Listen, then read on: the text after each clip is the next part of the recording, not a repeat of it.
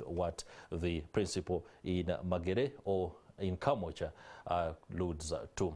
Right now, or this morning, we are going to speak to the deputy spokesperson, Mr. Alex Waiswa Mofumbiro, who is going to, well, take us through the corridors of the National Unity Platform to understand exactly what is going on, or whether the country's biggest political party now, especially in Parliament, is beginning to waver. A very warm welcome to the show.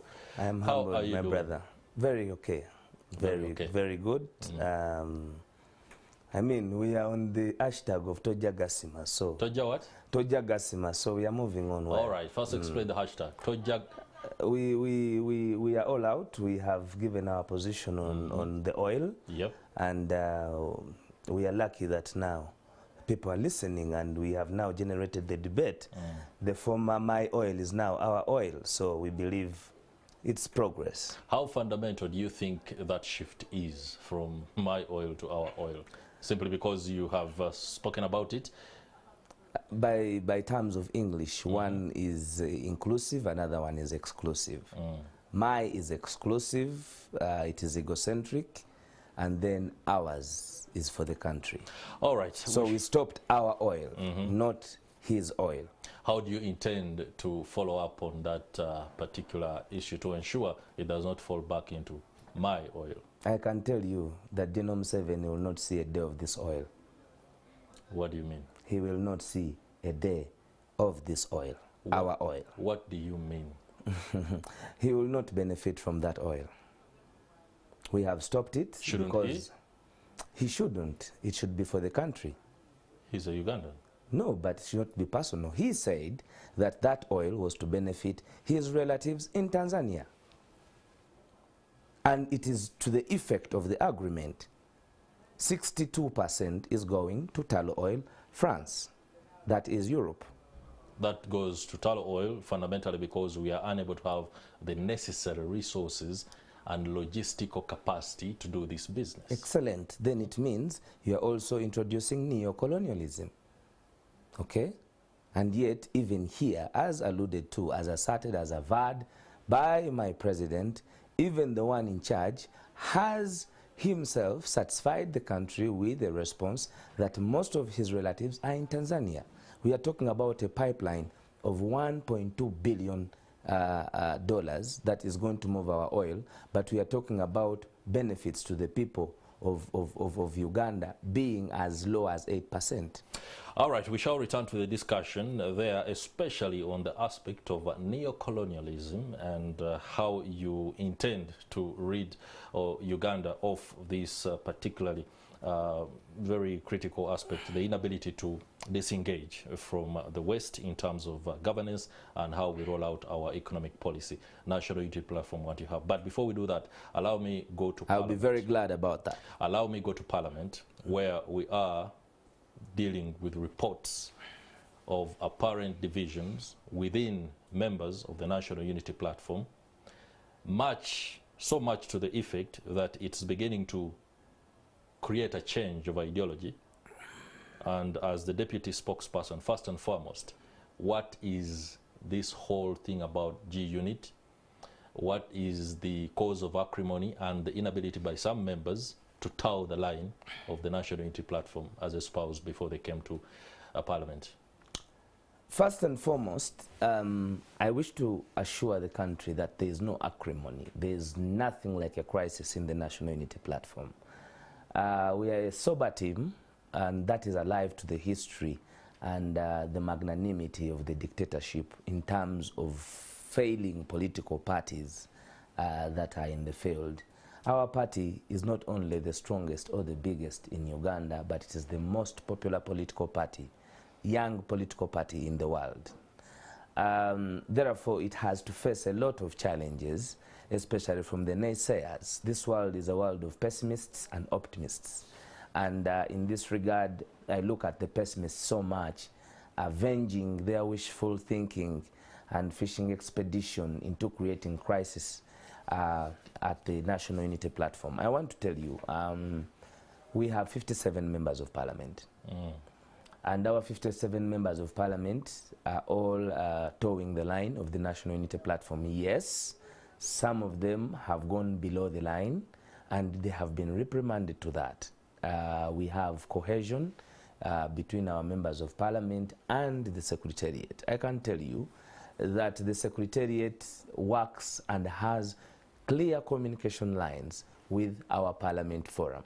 Our parliament is, we segmented the leadership in a way that we are lucky that the leader of the parliamentary wing, the leader of the opposition, of the option, Honorable Matthias Mpuga, is again in the secretariat, the running of the affairs of the party, the deputy president of Buganda region. Now, that puts, already gives us a comparative advantage that in all the discussions that are done, we have the leader of the parliament there.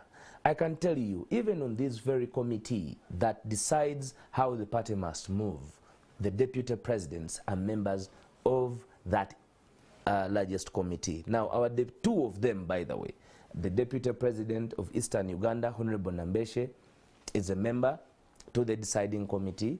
The deputy president, who is the leader of the opposition, is a member of the deciding committee.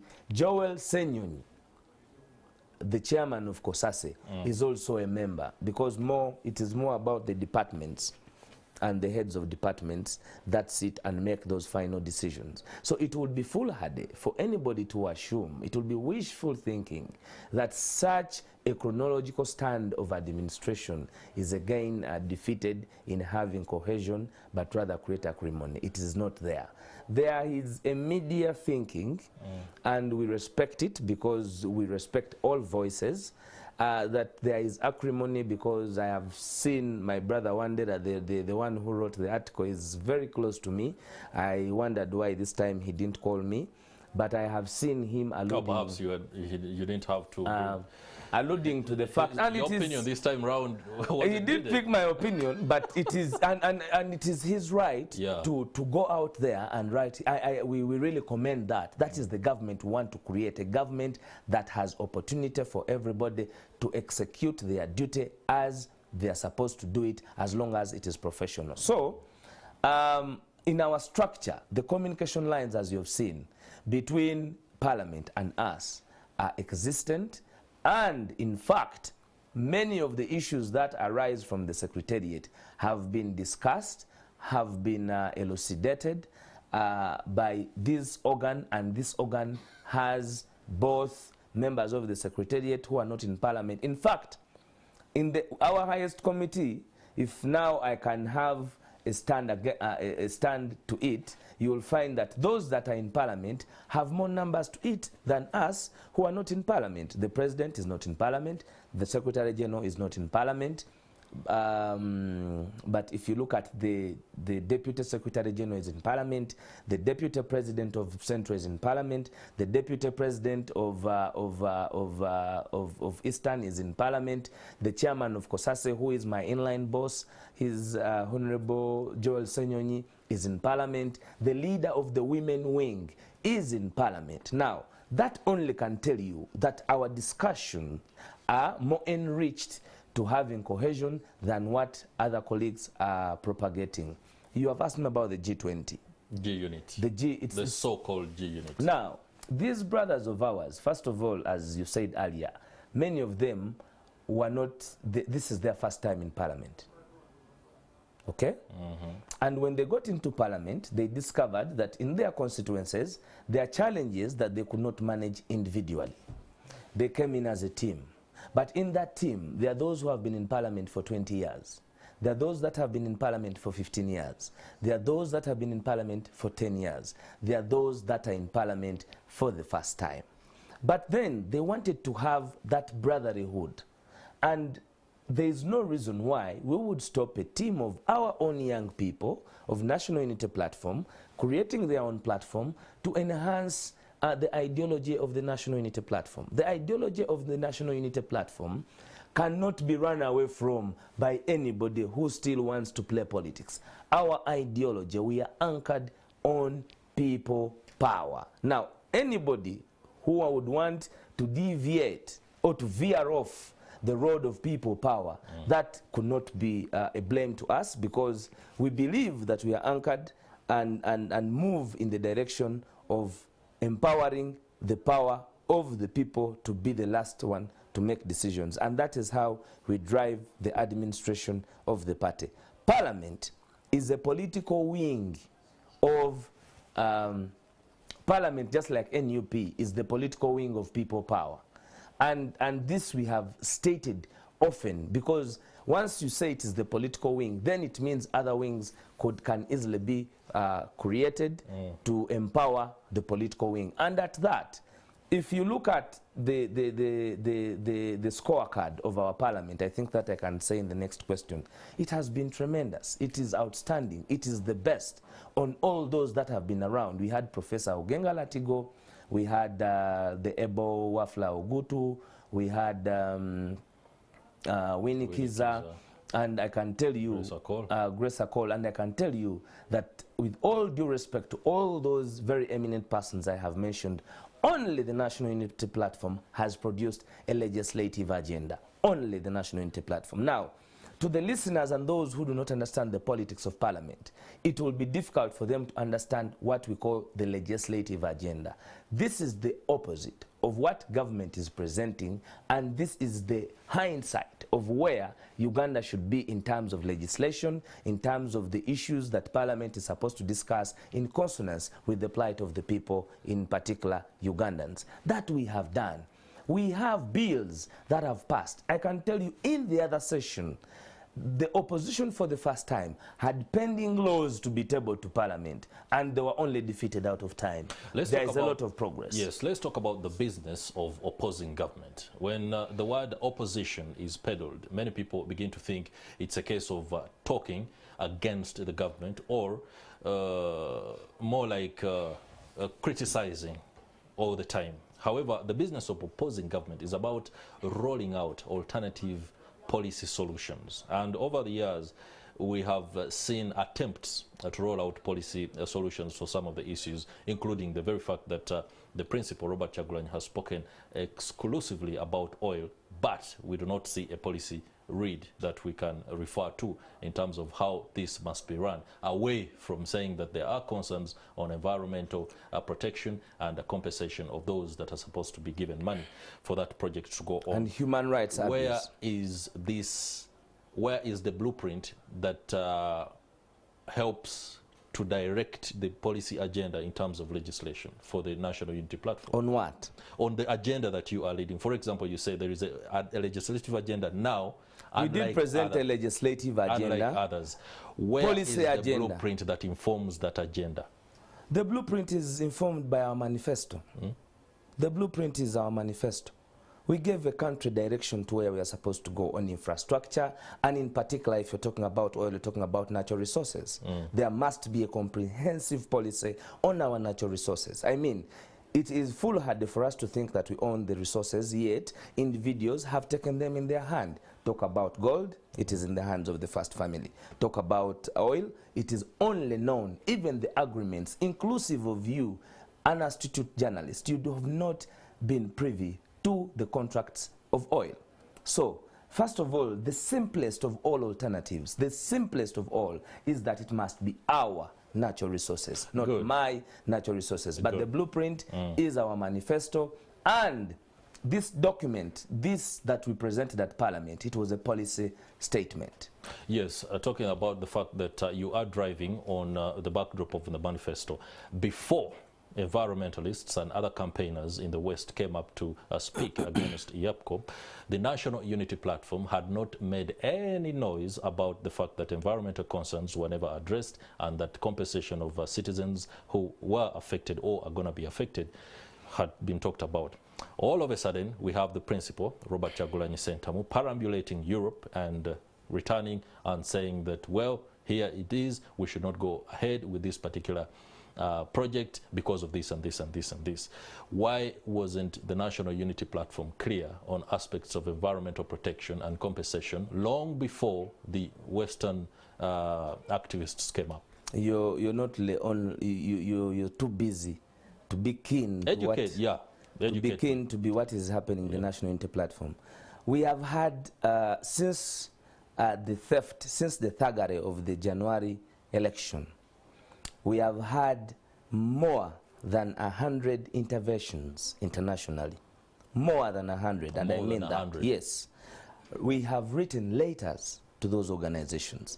We have protested at those organizations. In fact, our teams protested at Total London. We have protested to the European Parliament, inclusive of myself. I was at the European Parliament to protest against a number of things. We have presented our case to the ICC. Now it is a matter of results. What you're seeing is not something that happened against the backdrop of his trip yesterday. He has had a enormous trip. You know that our president had an opportunity to interface with the European Parliament and present the plight of the people of Uganda. When you're presenting the plight of the people of Uganda, I can tell you we have done it omnibus. We have done whatever has affected this country, whatever mess that we have befallen, to all the relevant international correspondences, such that we are not isolated as a country. We live in a global world. We have discussed environment. Very quickly, yeah. We have discussed environment, and environment at that. We even discussed it vis-a-vis, if I have time, with what has happened before, like with the Bujagali Falls, in terms of asserting that we are talking about energy. We have a whole discussion on environment. That is why even one of our members of parliament was suspended because he had gone against our environmental policy. Our policy on environment is extremely clear, and if there's anything the National Unity Platform would love to conserve, it is the environment. If you also are keen to our leader, he is he's one who is in love with the natural vegetation of this country, and therefore we also had that as a point. But human rights, human rights was highly highlighted in the issues as to why this oil should not go forward. But then, allow me to stick to the issue of the business of opposing government and why the National Unity Platform appears to have lost gas when it comes to this particular initiative, despite the fact that you speak of yourself as the biggest and most powerful political party in the country. No doubt about that. You have the numbers in Parliament. However, increasingly, there is what appears to be a rift between pragmatism and populism. Pragmatism in decision-making that is seemingly touted by the leader of opposition, Matthias Impuga, versus the populism that the principal or president espouses. What is the common ground in order to push the agenda of opposing government? The debate is now getting more about these two individuals. No, absolutely not. They are simply principles. And we have one leader. And who could be pushing two ideals? We have one leader. Okay. We have one formidable leader at the National Unity Platform. We are not discussing whether he is or not. Because once you begin to say one is discussing this and the other is discussing the other. The debate is pragmatism and populism. But instituted by individuals. NUP has emboldened itself as well when you speak about people power and the momentum of the street.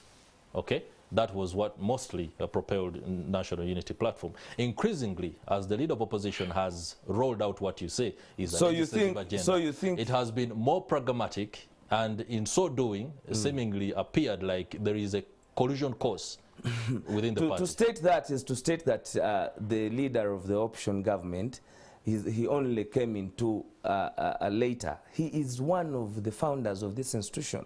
He is so much akin to our ideology than what you're saying. His style and methodology of work is driven by the constitutional mandate. He is doing this constitutionally.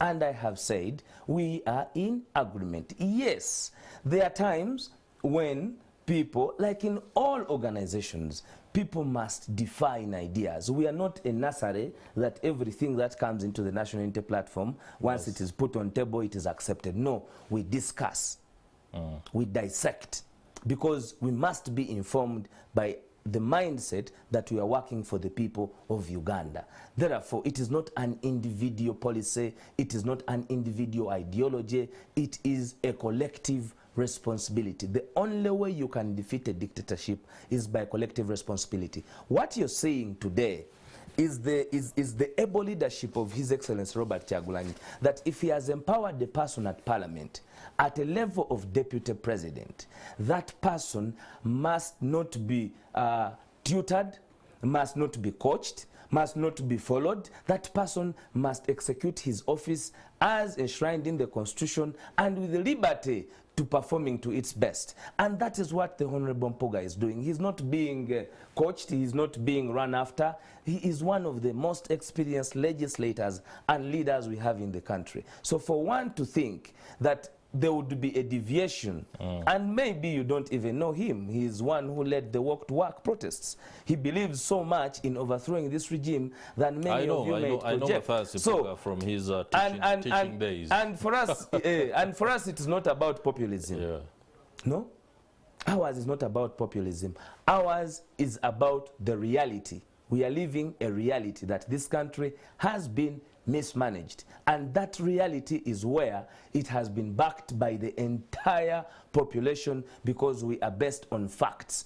These facts that bring the National Unity Platform are the ones that inform all decisions that leaders make. We don't make populist decisions. We make decisions informed on what we are anchored on. That is the people power. Let me ask you this question, very direct question. Is there an ideological rift between members of the National Unity Platform? There is no ideological crisis in the National Unity Platform. As I said, we are anchored on people power. It cannot be a crisis for anybody to go against the power of the people. One who goes against the power of the people, I think, has formed his own opinion. But as I know, as I speak, we are in absolute form. We are in absolute electric speed. The people inform the people with whatever we are supposed to. It's arguable, and the people out there, wherever they are across this country, do not feel the power that you tell them they have. But they are the people. They have also lost the kind of pandemonium that the National Unity Platform created within them, and it's unable to sustain it, because most say you have now tested the politics of the day and you're beginning to understand the dynamics and reclining away from them. Many are saying what the president spoke about a while back, that they are now on their own, yet he had come on the ticket or the platform of coming and making sure their issues are addressed and put forward. But their issues are being addressed. We have stopped the oil. Okay? We have stopped Ugandans from spending exorbitantly on international foreign trips by isolating the regime apologists from accessing the international community. We are cutting ties with General Museveni, with much of the Western world. A fight, war is at our doorstep, and we know how to reply back. The reason you're talking about acrimony in the party is you're saying certain side has stayed focused to what brought them. That is exactly what you're saying. And if I heard you well, you're saying the president has remained to that focus. I am only here telling you. No, the president has shifted. I am only telling increasingly you. telling them. No. From day one, Twebereremu was the catchword. From day one. No, but and nobody has refused. Kyagulanyi has been to Europe. Kyagulanyi won this election, and Kyagulanyi has managed to keep the plight of the people in check for as long as we are supposed to do what we are supposed to do to overthrow the regime. What we are doing is fighting against a dictator. What we gave to Kyagulanyi was to defeat Museveni in a decisive election. Okay. We did not have, let me finish. You posed very important question. All right. We had a very decisive campaign that was held by whatever you saw, but we won it. So you cannot say that what we gave to him he did not deliver. He delivered the election. What maybe he's yet to deliver is how to overcome the gun. And that we can discuss with you. Should we take on the guns? It can be your opinion. You can't discuss taking on guns with me. But you're saying, you're saying I do not even consider holding a gun as a means of getting power. That is where I am. Now, the constitutional processes of getting power are elections. Okay? So don't be here and tell me that those constitutional processes that were mad by thuggery of the regime led by General Dictator Museveni should be the yardstick of marking one's success and failures. Absolutely. I haven't suggested you so. said there is a decline. I haven't suggested. And for me, a decline is not a suggestion that you should use because there's other means other than the political means. But that is exactly it's when natural, you say it's natural to lose gas. We have not lost gas. Okay. Okay. The reason why I'm here at 7 is because we haven't lost gas. Okay. We haven't. And I have told you just yesterday, we are giving you results that you will not have the oil because we have mismanagers, we have thugs. Do you fundamentally believe, you keep referencing to that, but allow me just ask you this particular question. You have not given me time to finish the Bikwase Kyagulanyi. Use a minute. If you want to know what we gave to Kyagulanyi, we gave him the duty to unmask this dictatorship. He has done. We gave him the duty to defeat this dictatorship in the constitutional processes of elections. He did. Okay? He is the first member of parliament to have left the comfort zone of being in parliament and then came to run against a dictatorship by the volition of the power of the people, not by his own volition. The comfort zone of parliament. Yes. Interesting there. Yes, okay. I can tell you that parliament has been taken as a comfort zone. That's a discussion for another day. The fact that your members now are getting the comfort, our perhaps deviating the from existence of our members in parliament should not be a yardstick for us to not speak the truth. Okay. Whether they are doing right or not, they're just 57. You know that parliament is bogged with gerrymandering, where General Museveni took it himself as a duty to go and create constituencies for his relatives. You have the daughters of the Kutesas, you have his brothers, you have his what, occupying parliament. So if I tell you that it is a comfort zone, you don't need to doubt. All right, let's stay within parliament and look at the fact that 57 of members, that is NUP, right in there. However, the Democratic Party, another opposition party and actually the oldest in the country, is grappling with issues and seeking to make inroads, especially within circles that had deviated. There are many DP members who went to the National Unity Platform and even came to Parliament. Right now, what we are seeing is concerted effort by the Democratic Party to make inroads into, well, National Resistance Movement, NUP, FDC, and all these other political parties. How are you holding up against that? Because we have already seen the tendency to create other groups within an already set framework within Parliament means that these members are willing to listen to other voices. And that is where the whole issue of ideology comes in. Are people beginning to shift to look at things differently? But do you understand our ideology yourself? Your NUP ideology? Yes. I have read your NUP ideology. It is not mandatory for me to understand it the way you do, but to give it perspective, especially for the people that are out there listening to it. And that is where we are right now. Yes. Now, the shift in ideology from populism to pragmatism. Something that you have failed to explain to us. That is why I asked you whether you have read it. That is not our ideology. We are not, there's no ideology called populism and pragmatism. That cannot be there. Those are methodologies, that is a modus operandi of work maybe. Which you have adapted? No, we haven't. It is visible, we are seeing. Our ideology is the power of the people. Okay? It is the people who made a decision that for them to have their power returned to them as enshrined in the Constitution of Uganda is that they could lead this country to where they want it at the time and when they want it. When we were going for elections, we had the movement of people power. Purely having the people take charge of the affairs of their country. When we discovered that we needed a political vehicle, okay, a political vehicle to anchor us into government through the constitutional processes, we sat and agreed to form the National Unity Platform. Because everybody and leaders had asked us to have a center number.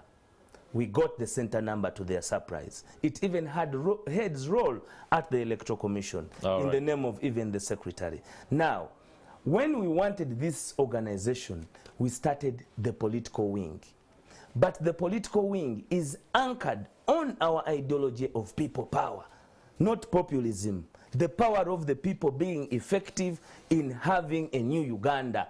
That is our ideology. That is why we cannot drift away from that. Now, anybody, and I want to assert to that, anybody who wants to work against the ideology of people being in charge of the affairs, then that one is definitely not even a politician, because this is the best you could ever give.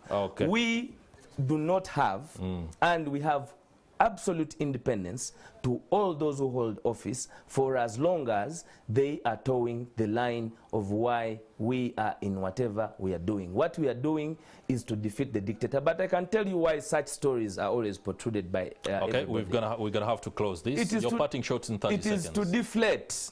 It is to deflate the cohesion. It is to deflate the progress. It is to create a crisis that does not exist. But I can tell you that at the National Unity Platform, we are so much working together. We have clear lines. The G20, as you've said, that is a group of colleagues who came together to help themselves in each constituencies. And wherever they have gone, by the way, they have spoken about, they have firmly spoken about the what we are anchored on, the people power movement, but most importantly, our president, His Excellency Robert Kyagulanyi Ssentamu. Okay, Deputy Chairperson of the National Unity Platform, spokesperson Alex Waiswa Mufumbiro there, of course, giving us a bit of insight and perspective on what's going on within the National Unity Platform. As the media, it's our role to throw the spotlight on these entities to ensure that perhaps what could need to be unveiled in terms of how they are conducting business is actually seen in light of well, the national agenda. That's it for the Kickstarter discussion. It's been a pleasure having your company. I'm Chris Higenyi. We shall be returning with another discussion, so keep it here. Priscilla Regina Naloga will be at hand.